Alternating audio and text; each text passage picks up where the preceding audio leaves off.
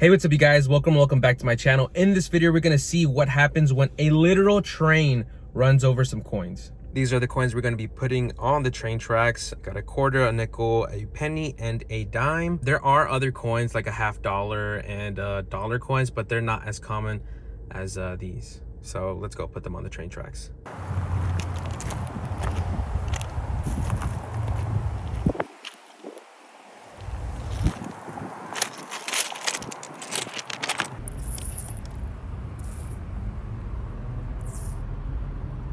Hopefully they don't slide off, but you know, we'll just see.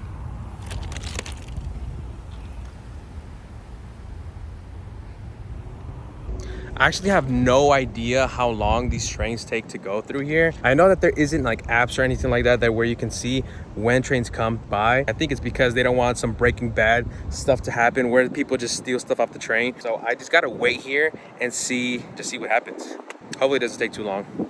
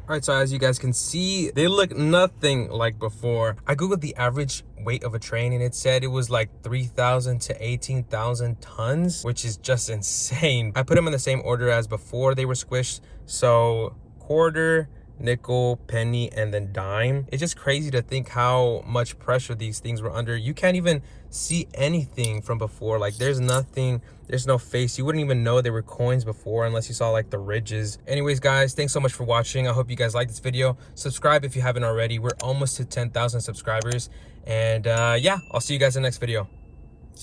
Peace.